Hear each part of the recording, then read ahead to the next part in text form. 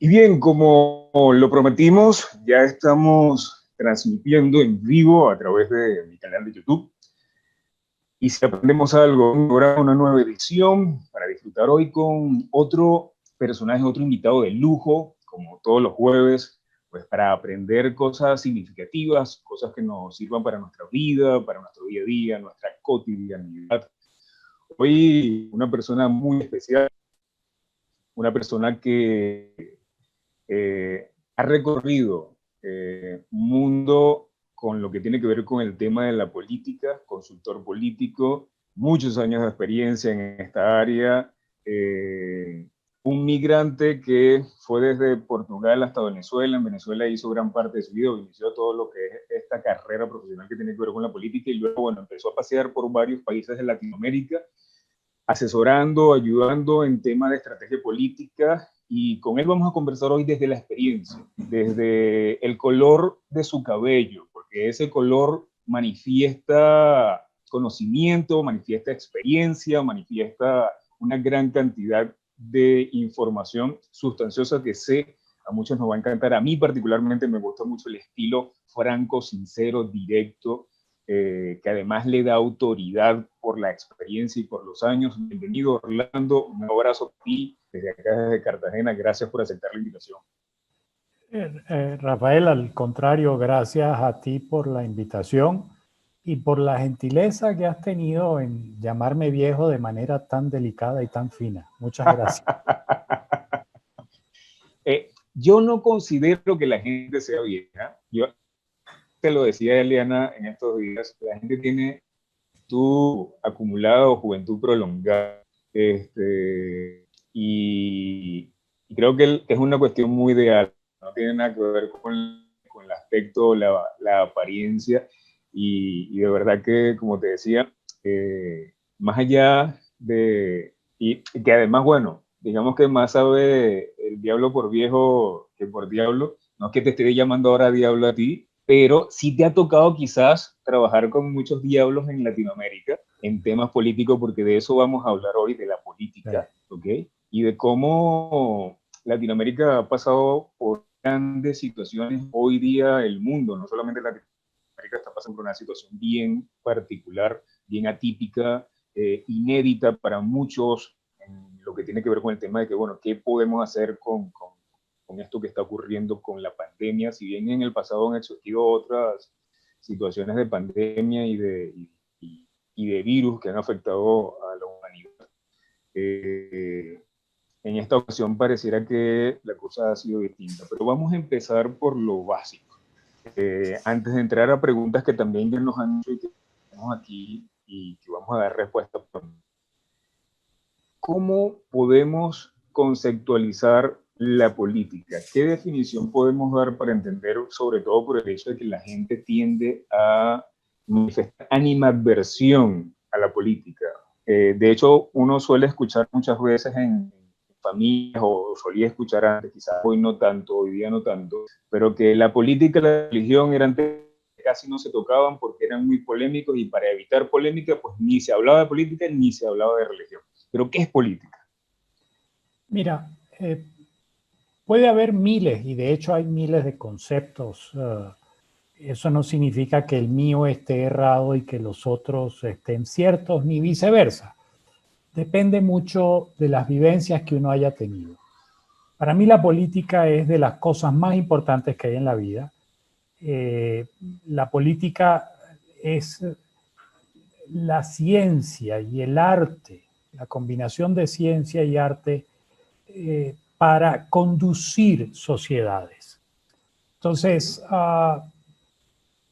la política, nos guste o no nos guste, estemos a favor o estemos en contra, está en nuestras vidas y diariamente nos afecta las decisiones que los políticos, que son los encargados de llevar adelante la política, esas decisiones que ellos toman nos afectan en el día a día, para bien o para mal, pero nos afectan. Entonces, para mí la política es una parte fundamental de nuestra sociedad hoy en día, y esta crisis que estamos viviendo hoy en día del COVID definitivamente nos obliga a replantear mucho de lo que hasta hoy tenemos como preconceptos. Gobiernos democráticos, ¿qué tan democráticos son? Gobiernos participativos, ¿qué tan participativos son? El rol y la función de los organismos internacionales como la ONU, la OEA, la Organización Mundial de la Salud, el Fondo Monetario, el BID, la CAF, todo eso tiene que ser replanteado. Pero la política es básicamente la actividad que nos rige y nos norma como especie humana y que nos permite vivir en convivencia, en sana convivencia entre todos. Eso para mí es la política. Genial. Ahora, partiendo de algo que acabas de decir, que la política es un arte, como arte suele ser, como todo arte, mejor dicho, suele ser bastante criticado, que no es fácil ser político. Siempre se habla, por ejemplo, de aquella historia de que, bueno, ser político es como aquel viejo que va con una mula y un niño y pasan por un pueblo y la gente le dice, oye, pero si son tontos, ¿por qué no se suben a la mula y en vez de estar caminando? Se suben a la mula y cuando pasan por otro pueblo, la gente dice, oye, pero están matando a la pobre mula, los dos montados en ese pobre animal. Se bajan de la mula y queda nada más el anciano sobre la mula. Pasan por otro pueblo y en el otro pueblo dice, oye, pero qué señor tan desconsiderado, ¿por qué no monta al niño y se baja él y camina él? Y así pueblo por pueblo siempre van criticando y pareciera que no hay conformidad con cada una de las cosas que hacen estos dos, hasta que llega un momento en que son ellos los que terminan cargando a la mula, porque no podían satisfacer a todo el mundo. Siendo un arte, es posible, se podrá llegar, o sencillamente es utópico pensar que se puede a través de la política lograr complacer a toda una nación o a la población, o para que la población por lo menos esté medianamente conforme con las cosas que se están haciendo. Mira, la política no solamente es un arte, también es una ciencia. Ahora, es utópico pensar que la actividad de un gobierno puede complacer a todo el mundo. Eso no va a suceder porque de arrancada los humanos, cada uno tiene su propio criterio, cada uno tiene sus improntas, cada uno tiene sus creencias. Entonces, lo que para ti es bueno, a lo mejor para mí no es bueno, y viceversa. Lo que debe hacer un gobierno, lo que deben hacer los gobernantes es, número uno, estar en sintonía con los ciudadanos que lo eligieron. Número dos, él tiene que establecer un equilibrio entre las solicitudes o las demandas que le hacen sus ciudadanos y lo que realmente puede hacer desde el punto de vista legal, desde el punto de vista presupuestario, y luego establecer otro equilibrio entre las necesidades sentidas y las necesidades reales. Porque las necesidades sentidas por lo general responden a coyuntura, pero las necesidades reales por lo general responden a problemas estructurales que toman mucho más tiempo, dinero en resolver. Entonces, lo que estamos viendo hoy en día es una enorme insatisfacción de la población con los políticos, en muchos casos con justa razón, porque una cosa es la campaña electoral y cómo te tratan de seducir, y otra cómo a la final te gobiernan. Entonces, cuando tienes ese dilema, la gente, por supuesto, se frustra. Y lo que estamos viendo en los últimos, tal vez las últimas 2 décadas, han sido los más dramáticos, 3 décadas, donde los políticos cada día se desconectan más del ciudadano. Y entramos en un círculo perverso, donde el político se desconecta del ciudadano, pero el ciudadano se desconecta del político. Con lo cual caemos en un círculo perverso porque a menor participación de la gente, a la gente abandonar las oportunidades de participar, hace que el control político sea mucho más fácil. y entonces el político termina haciendo lo que él quiere. Entonces es un tema complejo. ¿Cómo podemos hacer? Bueno, yo vengo insistiendo desde hace años que hay que incentivar la participación ciudadana para ejercer contraloría social sobre los políticos y que estos sientan la presión de la gente y sientan que la gente está pendiente de lo que hacen. Y en la medida en que eso suceda, nos vamos a ir reconciliando con la política y en esa misma medida los políticos van a ser mucho mejores y van a estar mucho más conectados con el ciudadano. Ahora, hay algo bien importante que acabas de mencionar y es sobre la participación política y sobre la acción que deben tener las personas o el pueblo en general con respecto a lo que puedan estar haciendo los administradores de la nación o de su nación o de su localidad, si es que es un alcalde o un gobernador, en fin. La pregunta está en cómo hacerlo, o sea, cómo lograr, o no sé si desde tu experiencia, ¿qué has logrado ver?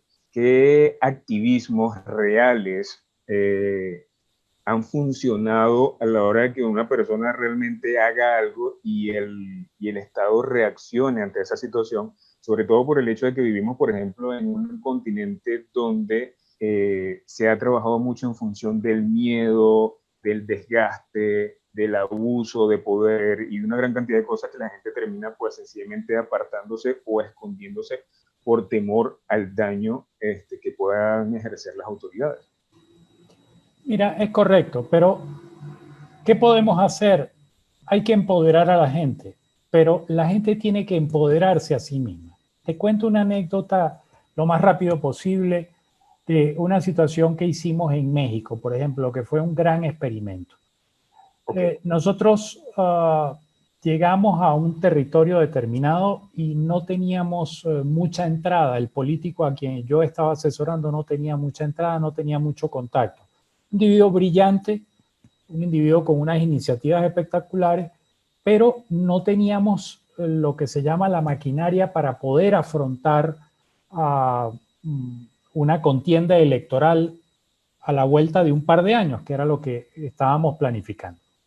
Y lo que hicimos fue comenzar a reunirnos con la gente que aceptaba reunirse con nosotros en los barrios más humildes y conversar con ellos y tratar de pensar con ellos, bueno, cuáles son los problemas que hay en su comunidad. Era lo primero que hacíamos. Lo segundo que hacíamos era priorizar esos problemas con ellos. Y lo tercero que hacíamos era pedirles que ellos nos dieran cómo los solucionaran ellos, cómo ellos pensarían que se pueden solucionar. A raíz de ese ejercicio, que a la gente le pareció interesante, comenzamos nosotros a crear unos comités de participación ciudadana, donde por pequeños segmentos de territorio, estos comités levantaban las dificultades o las necesidades más latentes. Te pongo ejemplo. En esa ciudad había mucha gente con problemas de diálisis. Entonces, ¿qué hicimos a través de una fundación? Bueno, buscar quién podía favorecer, quién podía fornecer, proveer estos tratamientos de diálisis. Pero la cantidad que conseguimos era muy pequeña en relación a las necesidades. Entonces lo que hicimos fue decirle a la comunidad, a ese comité, bueno, tenemos 10 tratamientos para un año. Ustedes tienen que seleccionar, ustedes, no nosotros, ustedes tienen que seleccionar quiénes son las 10 personas, porque son sus vecinos, son sus hermanos, ustedes los conocen, ustedes saben quién tiene más necesidad. Y cuando hicimos eso, sorpresa para ellos que nosotros no decidimos. Y sorpresa para ellos que fueron ellos los que fueron a entregar los certificados para que la gente fuera a la fundación y prestara y recibiera el tratamiento por un año. Pasado un par de meses, se presentó en el país la novedad de que los partidos políticos tenían que renovarse y tenían que inscribirse. Bueno, esta gente vino a preguntarnos en qué partido se inscribían. Y nosotros le dijimos en el que ustedes quieran. Por supuesto, nosotros teníamos el nuestro, pero le dijimos en el que ustedes quieran. Ellos no lo podían creer. Nosotros seguimos en el proceso de conversar con ellos, de escucharlos, de ver cómo les ayudábamos a solucionar problemas. Y hicimos mucha labor social con ellos sin condicionárselo. Pasado 2 años, el experimento que hicimos fue muy simple, fue preguntarle a esas mismas comunidades que habíamos organizado en 260 barrios distintos en 2 años. Les preguntamos, oiga, ¿qué les parece si pensamos en la posibilidad de ser alcaldes? Bueno, de los 260 comités que teníamos, 260 estuvieron a favor y 260 se pusieron a tocar puertas y a hacer campaña por nosotros. Wow. ¿Qué te estoy diciendo? En la medida en que uno abre las puertas y en la medida en que uno empodera al ciudadano y en la medida en que uno le da la oportunidad al ciudadano de participar, porque cuando comenzamos en campaña lo otro que hicimos fue volvernos a sentar con ellos y diseñar con ellos el plan de gobierno, lo que en Colombia llaman el plan de desarrollo. Cuando nos sentamos con ellos y les dimos la oportunidad de que ellos participaran, nosotros estábamos atendiendo las necesidades de ellos, pero además les dimos la oportunidad de que participaran con ideas. Pero después fuimos más allá una vez siendo gobierno. Ellos nos hacían Contraloría Social, ellos estaban pendientes de que nosotros cumpliéramos, ellos estaban pendientes de que sus ideas, las que ellos habían puesto en el plan de gobierno, se ejecutaran. Entonces, sí se puede hacer. Probablemente lo que hay que comenzar es desde muy abajo, con pequeñas acciones, y en la medida en que la gente va haciendo pequeñas acciones, se va reconciliando con la política y va participando porque es su posibilidad y es su derecho y lo ejercen bien. Genial. Te comentaba que te iba a mencionar algunas frases, las cuales quizás nos iba a abrir tema o más tema de conversación sobre algunos personajes de la historia que, partiendo de esa frase, pues uno puede inferir qué tan bien o qué tan no es así esa aseveración que están haciendo. Te digo la primera frase. Los artistas mienten para decir la verdad, mientras los políticos mienten para ocultarla. Eso lo dijo Alan Moore, el autor de V de Vendetta, quienes vieron la película de V de Vendetta, pero en el libro Alan Moore escribe esta frase: los artistas mienten para decir la verdad, mientras que los políticos mienten para ocultarla. ¿Es siempre así o podemos tener la esperanza de que no siempre los políticos mienten para ocultar? A pesar de que hay gente que dice, no importa lo que diga el gobierno, siempre miente. O no importa cuando leas esto. La política está muy desprestigiada, lamentablemente, y eso es terrible. Terrible porque, por ejemplo, hay el último estudio que hizo Latinobarómetro, que es de 2018, el apoyo a la democracia ha caído 20 puntos en 20 años. 1. 2. El aumento de la cantidad de gente que le es indiferente si está bajo un régimen democrático o un régimen dictatorial, autoritario, es indiferente para la gente. Y eso es peligroso. ¿Y eso por qué? Bueno, porque claro, no le creen a los políticos y porque está muy desacreditado. Ahora, hoy en día, la política es tan sofisticada y las técnicas de comunicación política son tan sofisticadas que es muy difícil mentir. Hay políticos que lo siguen haciendo. Pero te pongo un ejemplo. El dicho popular decía: entre cielo y tierra no hay nada escondido. Bueno, ahora resulta que es entre cielo, tierra, Google, Twitter, Instagram, Google, Facebook, Snapchat, TikTok, etcétera, etcétera, etcétera. Entonces, no hay manera de que un político hoy en día diga una cosa y termine haciendo otra, porque la gente se lo cobra y se lo cobra caro. Te pongo un ejemplo sencillito, 2 ejemplos sencillitos. López Obrador en México se comprometió en campaña a no aumentar los combustibles y a bajarlos.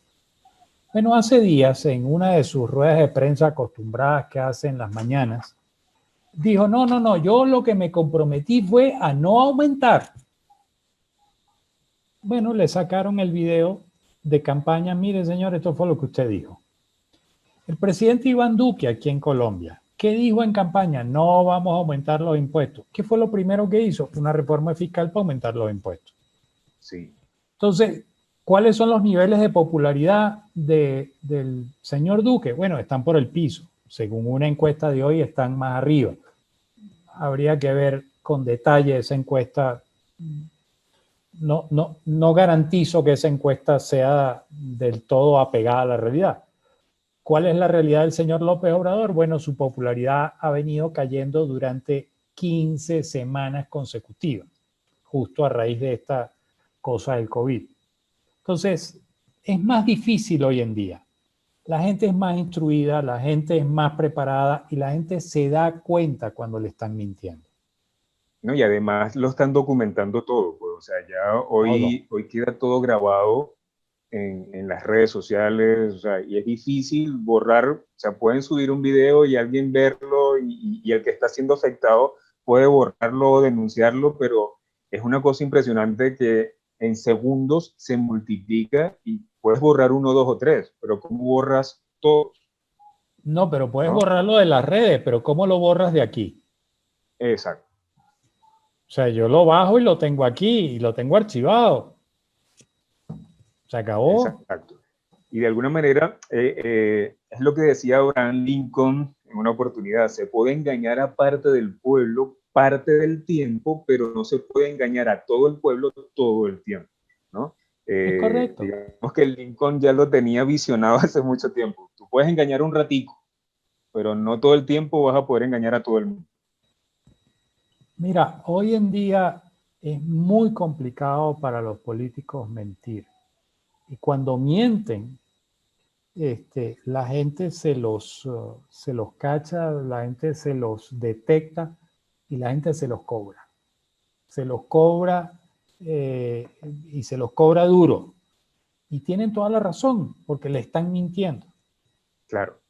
Y al final de cuentas a nadie le gusta que le mienta. Ahora, partiendo de esta política que ha sido quizás la política tradicional de muchos, de prometer cosas en campaña, de prometer puentes sobre ríos donde no hay ríos, que es lo que tradicionalmente se hace en una campaña. Yo recuerdo un chiste de alguien que decía que llegó un candidato a un pueblo y les voy a bajar los impuestos, y la gente, sí, y les voy a construir escuelas, sí, y les voy a construir puentes, y sale el asesor a decirle al político, candidato, aquí no hay río, y también le construimos un río. O sea, era impresionante cómo se llegaba a esa capacidad. Sin embargo, hoy día no resulta así. Alguien me dijo, Rafael, pregúntale a Orlando, un amigo que tengo en Chile, hablando de esto de la política tradicional, ¿qué piensa él sobre la política disruptiva? O sea, sobre estos políticos que están tratando y que inclusive hay ejemplos de ello. Tú mencionaste a alguien de México, no sé si era la personaje que tú asesoraste, tiene que ver con este mismo señor, donde le dieron 18,000 pesos para su campaña y luego le consiguió 250,000 pesos más y con esos 268,000 pesos ganó en comparación con presupuestos grandísimos que tenían los otros candidatos, pero por su manera de presentarse, por ser un candidato independiente, por no manejar la política tradicional o las campañas tradicionales, por venderse como un ser humano común y corriente, con un pensamiento distinto al que manejan los políticos cotidianamente. Este señor llegó a la alcaldía. Se dice que Macron, presidente de Francia, también entra dentro de estos políticos disruptivos por su manera de pensar, su manera de actuar, su personalidad. Hoy en día, siendo tu asesor político, y creo yo saber la respuesta, pero me gustaría que nos amplieras más, prela más la personalidad. Ya se ve el político no como alguien de un partido, sino como una marca personal y bueno, véndeme tu realidad más que lo que te rodea o te apoya? Es un conjunto de factores, no es solo la marca personal. La marca personal evidentemente importa y la gente está más pendiente de la persona que del partido.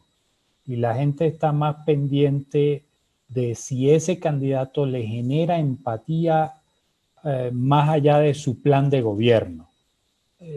Pero es un conjunto. Tiene que ser la personalidad del candidato, una personalidad auténtica, empática, una personalidad que la gente sienta y perciba que ese candidato es como yo, ese candidato piensa y siente como yo.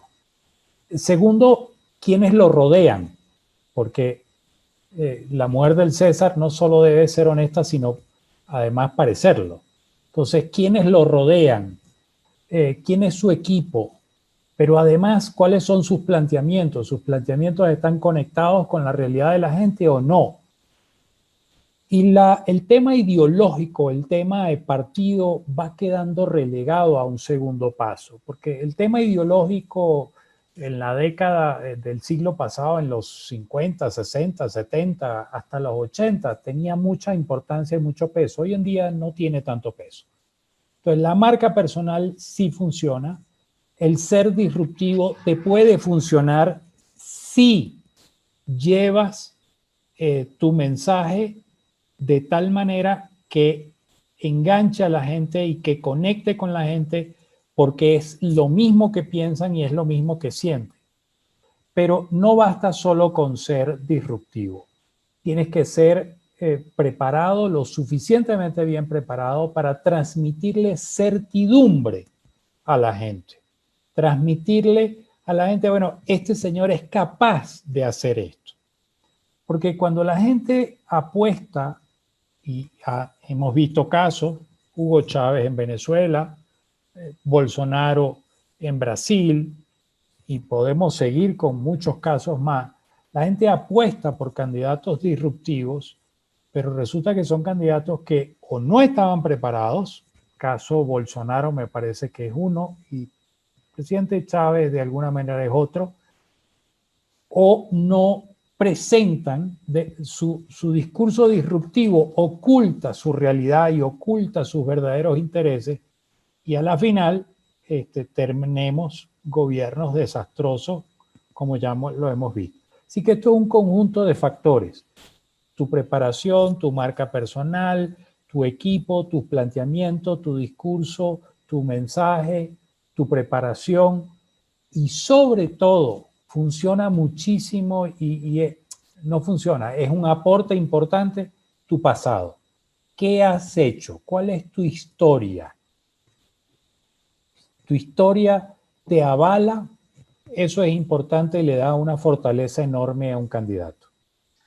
Ahora, pero ¿cómo hacer con estos políticos jóvenes que no tienen quizás el background? Porque hoy día hay una resistencia con aquellos políticos o aquellos líderes políticos que son de la vieja guardia, de los cuales ya la gente les conoce historias que no son nada agradables, que no son nada honestas, pero de alguna manera por ser zorros viejos, de alguna forma tienen como que la posibilidad de dar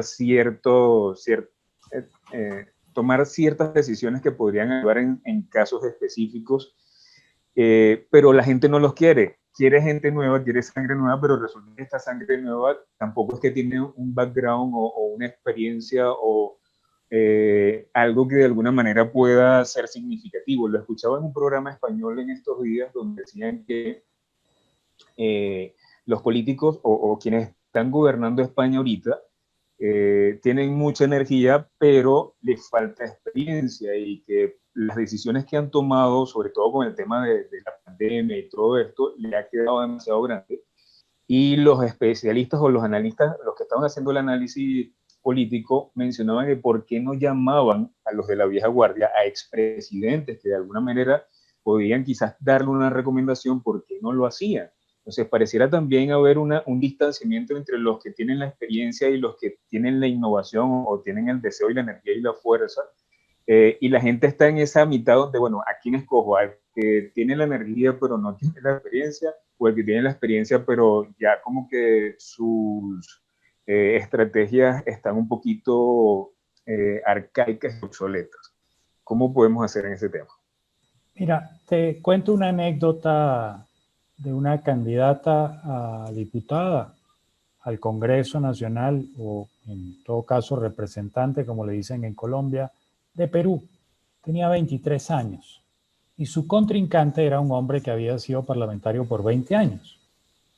Entonces, el cliché que le pusieron a la muchacha fue, es que es inexperta. Y la verdad es que la pobre muchacha era la primera vez que estaba en política, venía de los movimientos estudiantiles en la universidad, tenía esa fogosidad y tenía ese entusiasmo y tenía esa inclinación social, pero esto le asustó cuando comenzaron a llamarle inexperta.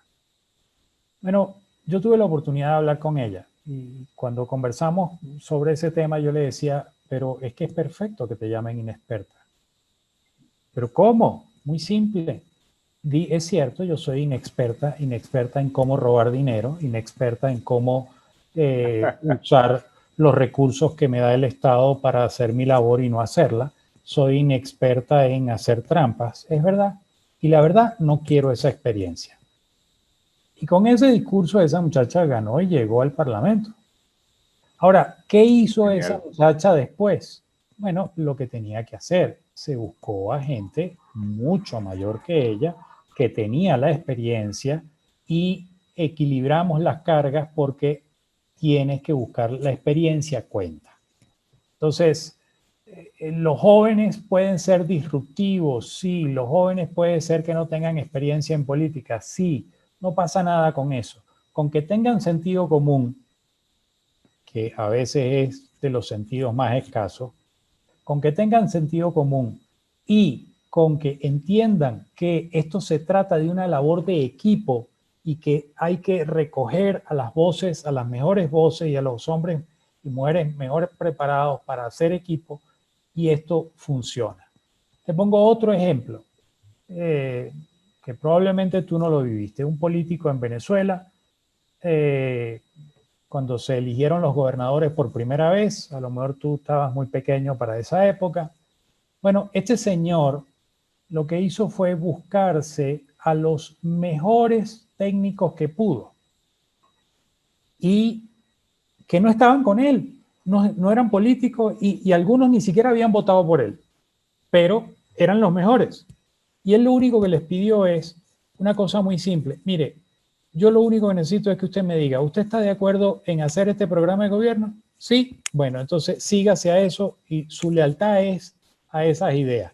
No es conmigo, es a esas ideas. Entonces su labor es desarrollar esas ideas y esas acciones. Y paralelamente buscaron gente política que le daba sentido social a las políticas técnicas que querían implementar los técnicos. Y él lo que hacía era conciliar entre los dos, entre lo técnico y lo político, entre lo técnico y lo social, hasta llegar a una decisión. Bueno, y fue un gobierno muy, muy, muy exitoso. Y cada vez que hemos visto experiencias de ese tipo, donde se complementan las situaciones, los resultados son fabulosos. El ejemplo que te puse al principio, por ejemplo, nosotros recurrimos a un gran empresario de la zona en México y el empresario estaba muy preocupado por la situación de la ciudad. Nosotros le dijimos, oiga, necesitamos que nos preste a su contralora. La contralora de su empresa. Oiga, pero ¿cómo se la voy a prestar? No, hombre, no las presta. Con una condición. Si ella se equivoca, nosotros la vamos a votar y usted no la puede recoger.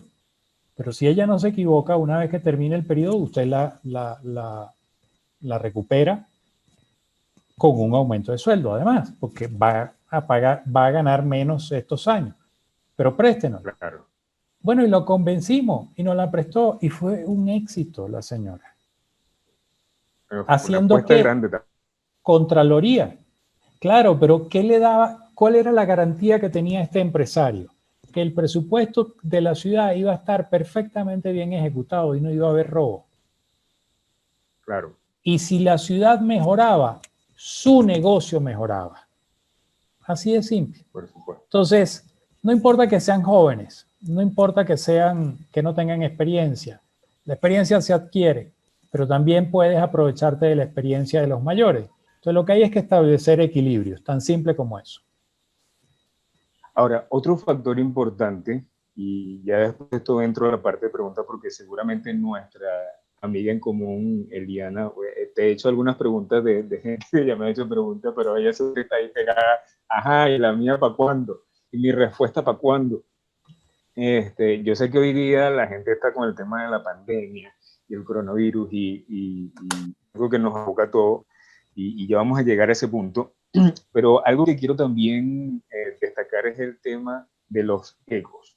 Los egos en la política creo que ha sido algo que ha dañado muchísimo, muchísimo los procesos de desarrollo y de crecimiento que puede haber en una nación o en una región en particular. Yo cuando llegué, o volví a Cartagena, me contaron un cuento bien simple. Dijeron que Cartagena no sale adelante mejor, o sea, siendo una ciudad turística con una cantidad de ingresos impresionantes, siendo una de las ciudades con la tasa de pobreza más alta en Colombia, con tanto dinero que entra acá en Cartagena. Y mucha gente siempre se pregunta, bueno, pero ¿por qué resulta? O sea, ¿qué pasa? Que además, tú lo debes hacer muy bien, o sea, Cartagena ha pasado por 12 alcaldes en menos de 5 años, 6 años. El tema de la corrupción ha sido súper grave, o sea, es una cosa impresionante lo que ha sucedido acá en Cartagena. Y alguien me lo explicó con el cuento del balde de cangrejos. Y yo, ¿cómo es eso? Y yo, bueno, aquí la gente ajena es como los baldes de cangrejo.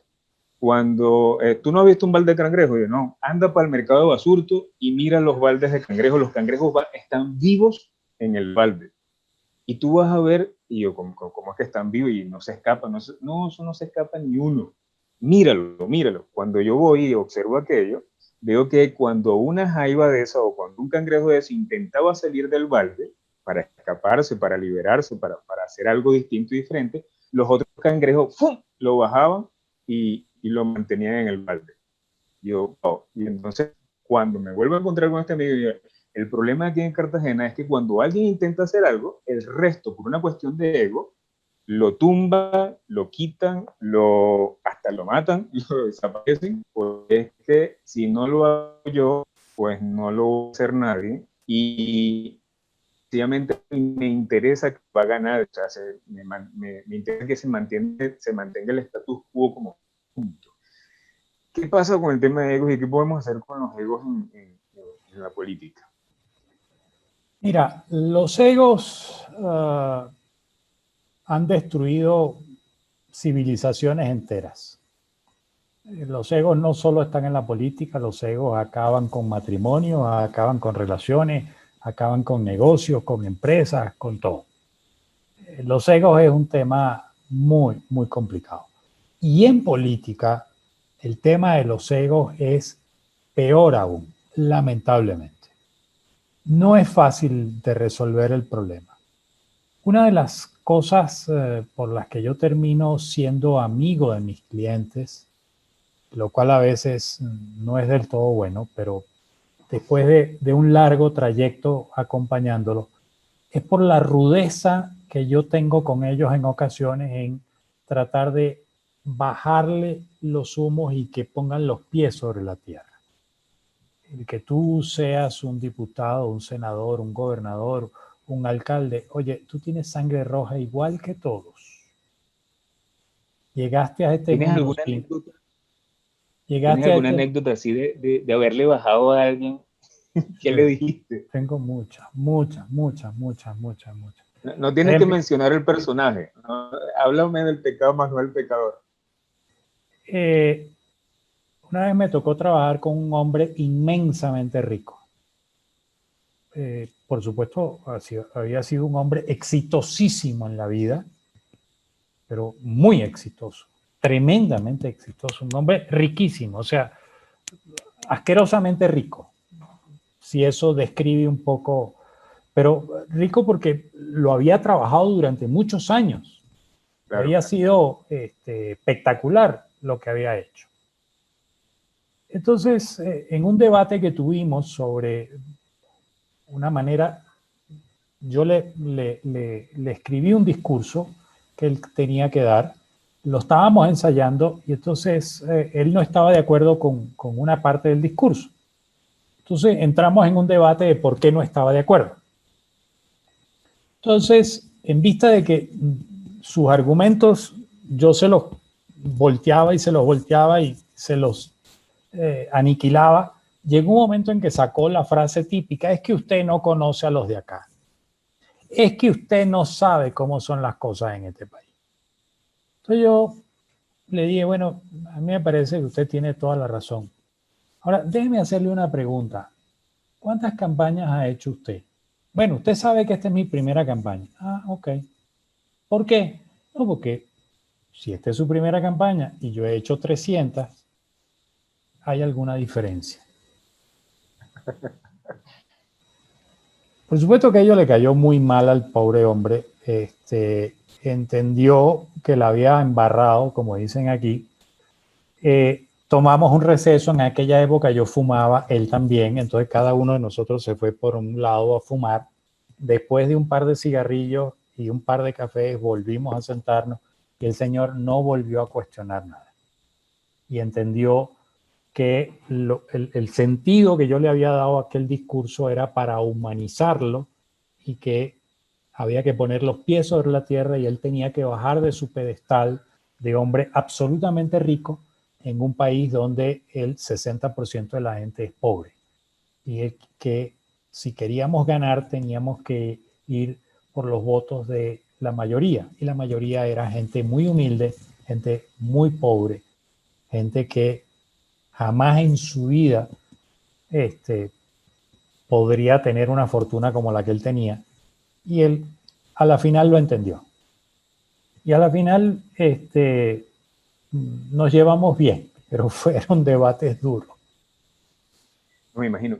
Te voy a poner quizás en un compromiso con las preguntas que te voy a hacer ahorita. No tengo Pero, como dinero. te dije, como, Siguiente pregunta.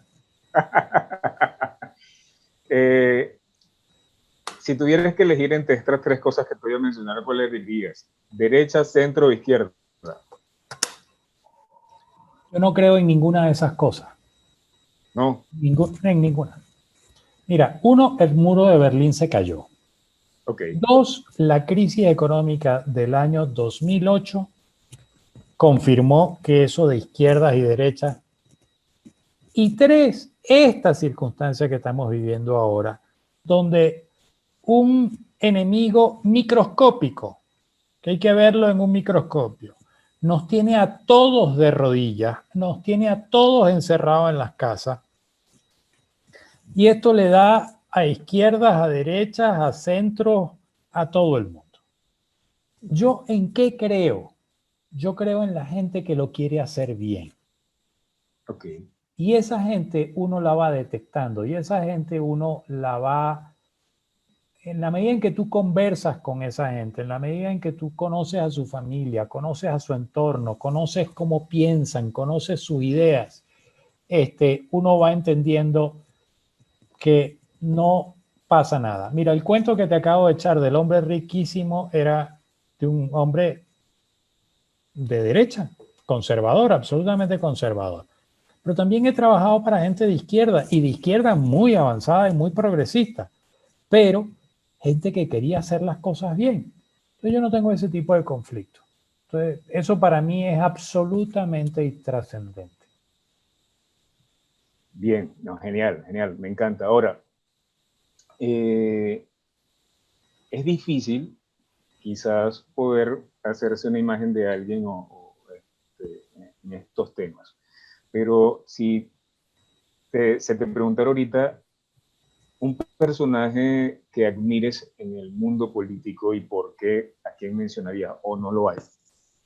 No, sí hay, claro que hay. Eh, ya fallecidos algunos. Gandhi era uno, por ejemplo, Mandela era otro, que me parece sumamente interesante, sobre todo el proceso de Mandela y el proceso de reconciliación que tuvo que hacer en Sudáfrica, sumamente importante. Me parece que esos dos personajes... Estos dos que estás mencionando, si los vemos muy por encima, de manera quizás muy superficial, prevalaba más la humanidad que cualquier otra cosa. Es lo que haría falta entonces en este momento, o sea, más humanismo, más centrado en las personas. De hecho, te escuché en una oportunidad eh,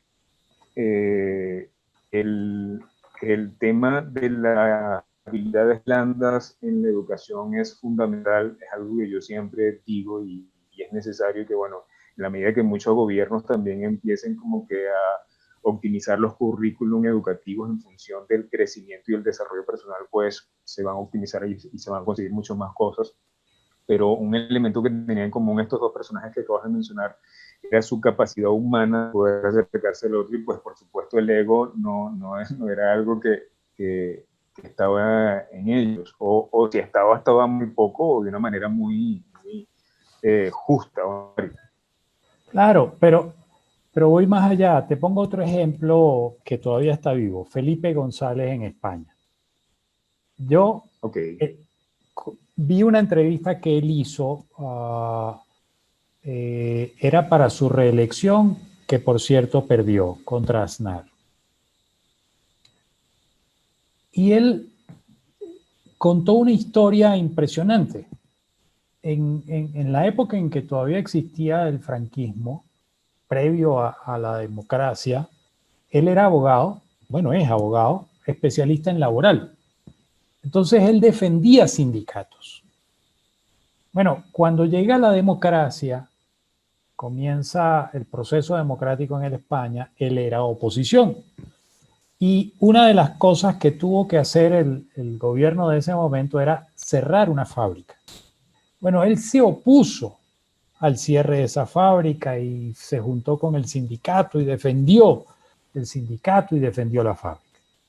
Bueno, años después él gana la elección.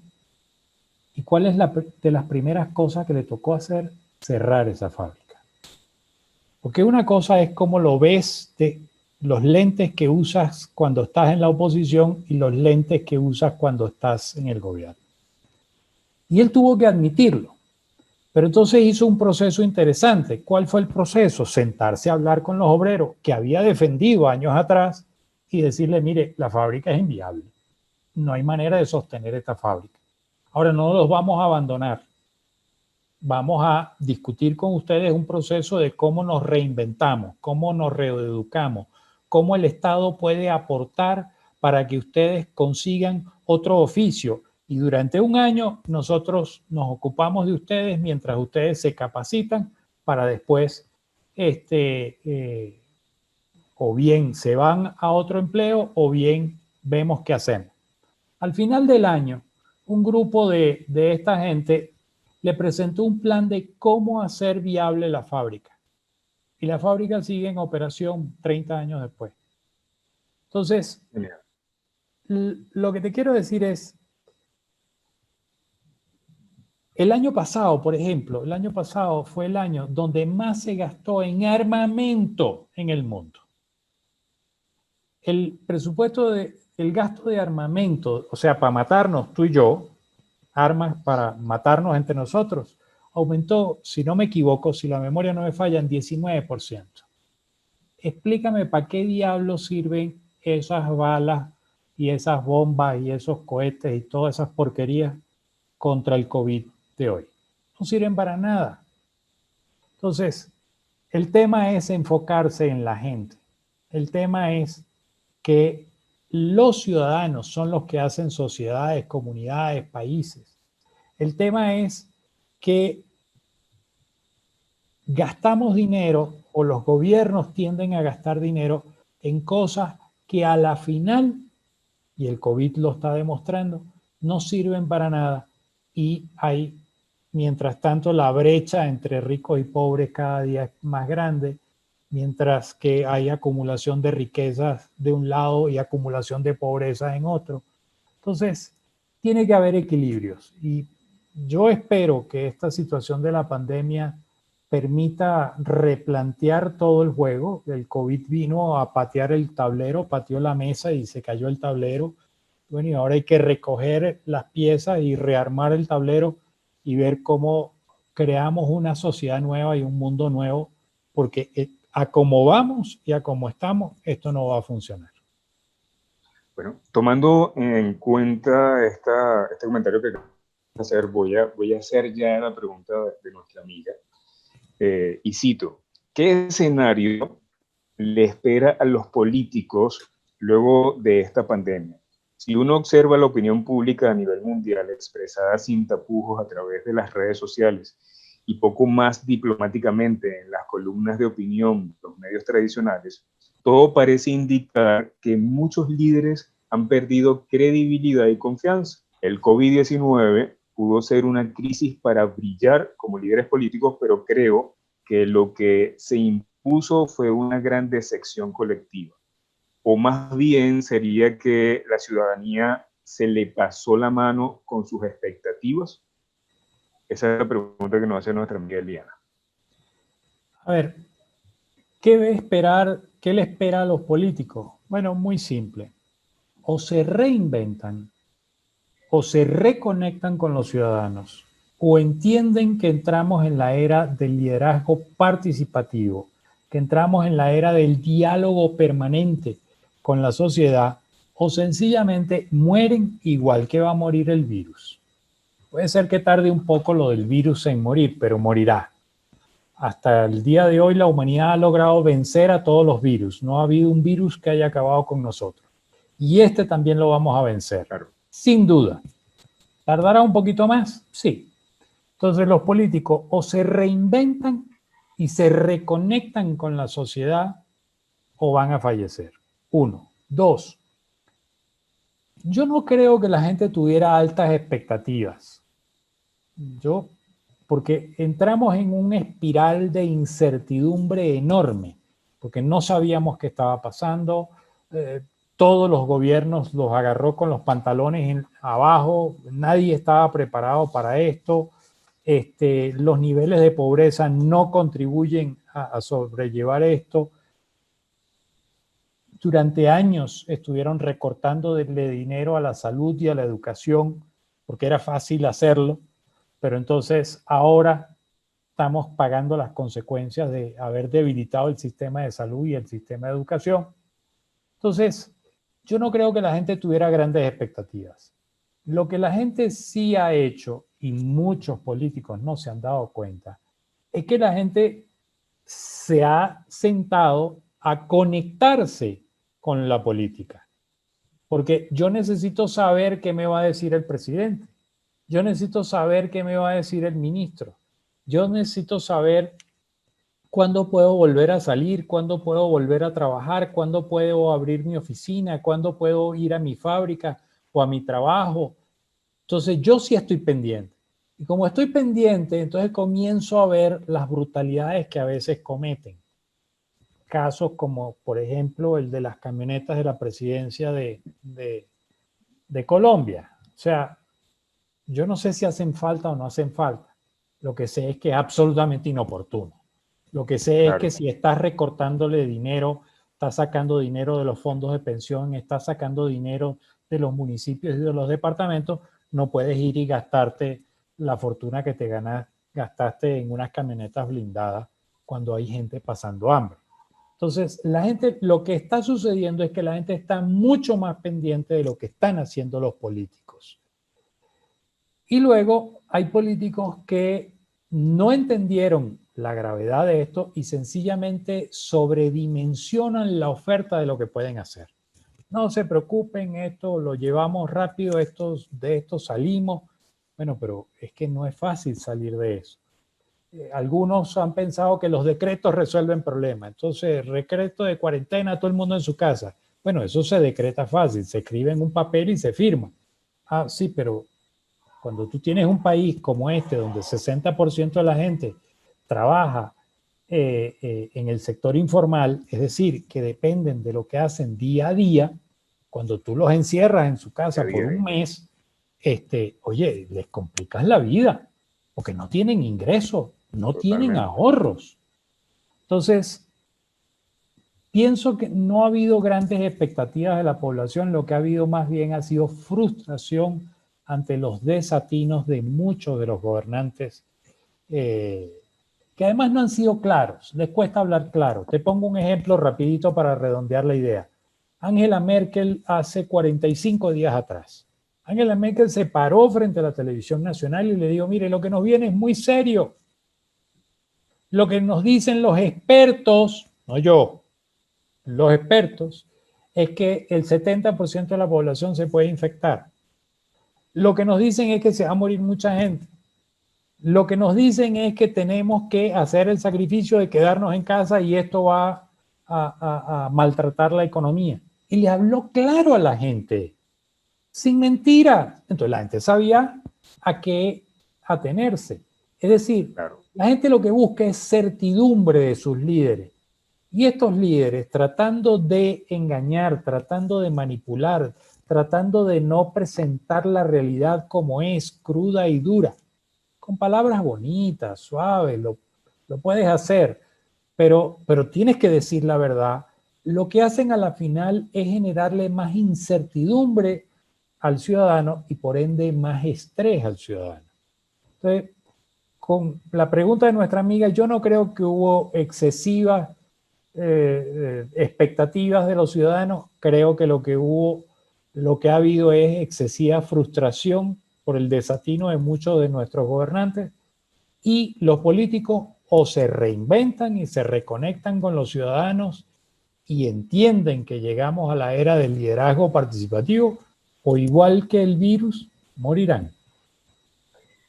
¿Te atreverías, me hablaste de Mandela, de Gandhi, ¿te atreverías a hablarme de algún político latinoamericano que tú puedas decir es digno de admirar? O, mira, lo ha hecho medianamente bien, no sé. Más que admirar, eso es un poco complicado, pero creo que hay cosas rescatables en muchos casos. Por ejemplo, la simplicidad de Pepe Mujica en el Uruguay y la simplicidad como gobernó, aunque hubo problemas en su gobierno, pero la manera como gobernó y cómo daba ejemplo. Caso de Horacio Cartes en Paraguay, que impulsó grandes obras e impulsó y sacó a mucha gente de la pobreza. Las cifras de pobreza del Paraguay disminuyeron. Siguen siendo altas, sí, pero disminuyeron. Y pienso que los programas de infraestructura y los programas de asistencia en materia de vivienda y en materia de educación ayudaron mucho. Rafael Correa, por ejemplo, en Ecuador, con todo y su estilo confrontativo, y podrás estar de acuerdo o en desacuerdo, te podrá agradar o no, hizo una gran inversión en materia de salud y en materia de educación. Tiene problemas, tuvo problemas, hay problemas de corrupción, pareciera que sí, pero lo que hizo en materia de educación y en materia de salud y en materia de infraestructura carretera fue importante. Lula da Silva en Brasil, con su programa Hambre Cero, fue importante lo que hizo, sacó a millones de brasileros de la pobreza. Que el gobierno se corrompió y que el lavallato y todo lo demás, bueno, eso es otra historia. Pero creo que lo importante aquí, más que ver a quién admiras, es rescatar lo positivo, lo bueno de cada uno de estos gobiernos y de las experiencias que han tenido y que han sido positivas y que han ayudado a la gente y que le han permitido a la gente mejorar su calidad de vida. Yo creo que eso es lo importante, rescatar de cada uno lo que es posible. Por ejemplo, aquí en Colombia, tú puedes estar a favor o en contra de Juan Manuel Santos, el expresidente.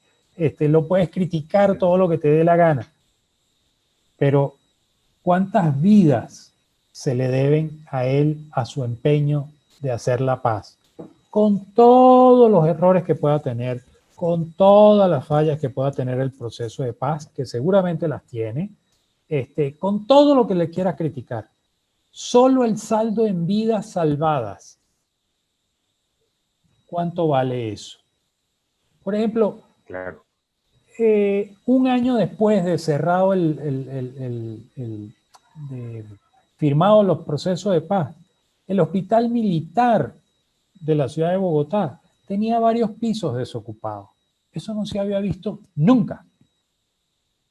¿Cuánto vale eso? Entonces, Claro. rescatemos lo positivo. Yo creo que hay que rescatar lo positivo. Creo que es importante.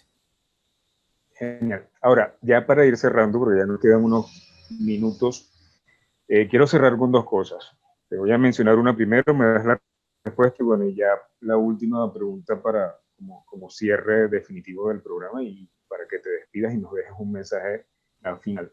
Se vienen elecciones en países importantes, la gente habla de que todo lo que está sucediendo es parte de el nuevo orden mundial y bueno, y en este tipo de situaciones siempre saltan las teorías conspirativas y de que esto está movido por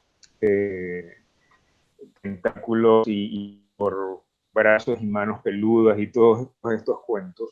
Pero ¿cómo ves en escasos 2 minutos quizás contarnos sobre esta pregunta que estoy haciendo, el tema de las elecciones que se avecinan, caso Estados Unidos, bueno, ya creo que pronto ya se activó el tema del Brexit, de la salida de la Gran Bretaña de la Unión Europea y ver un cambio importante allí. O sea, están empezando a suceder cosas, el tema comercial con China, que ahora con todo este tema hay quienes están exigiéndole ahora a China rescate, pagos por el hecho de no haber controlado la pandemia, en fin. O sea, esto ha traído una gran cantidad de situaciones que podríamos pensar, para bien de quién, ¿qué análisis breve podríamos sacar de esta situación que se nos viene y que se nos avecina?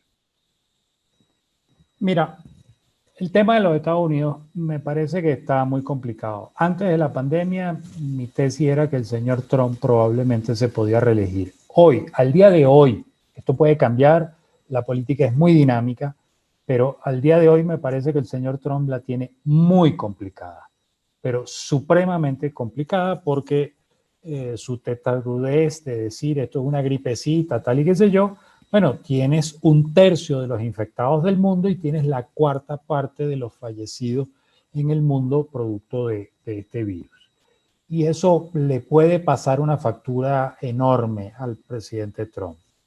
El caso de China, yo creo que China la va a pagar cara también, porque China aparentemente ocultó la información durante más de un mes.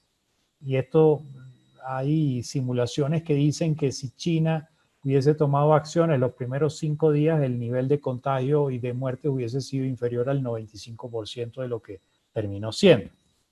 De lo que ellos dicen que terminó siendo. A mí no me queda claro que lo tengan. Pero creo que esto le va a costar caro, porque una de las cosas que sucedió en el mundo en las últimas 3 décadas es que el mundo se dejó de ser industrial. Y China pasó a ser la fábrica del mundo. Por ejemplo, de cada 5 carros que circulan en el mundo, 4 tienen piezas fabricadas en China. Era muy cómodo que los chinos fabricaran de todo porque lo hacían barato. Al principio mal, pero ahora lo hacían barato y bien. Bueno, yo creo que esto va a replantear y los países van a volverse a industrializar. Máximo cuando hoy en día un robot cuesta probablemente el salario de un empleado por 6 meses y tiende a bajar el precio del robot cuando hay inteligencia artificial que ya comienza a dar resultados. Entonces, yo pienso que los países se van a industrializar nuevamente y se va a comenzar a fabricar en casa y eso va a ser un enorme costo para China. China se las va a ver muy complicada. Esto puede tardar 1 año, 2 o 3, pero les va a venir un golpe muy duro. ¿Qué va a pasar en el mundo? Bueno, yo tengo la tesis desde hace mucho tiempo que nosotros no estamos en una era de cambio, sino que estábamos en un cambio de era. Y creo que el COVID selló esto. Cambiamos de era, vamos a una era donde lo digital y lo informático va a tener una preponderancia enorme en todas nuestras vidas, donde hay que replantear que el tema de salud y educación tiene que ser universal, manejado por el Estado. Esto no puede ser un negocio. Y si ves los casos de Europa, de los más exitosos, la medicina y la educación son estatales y son servicios de buena calidad.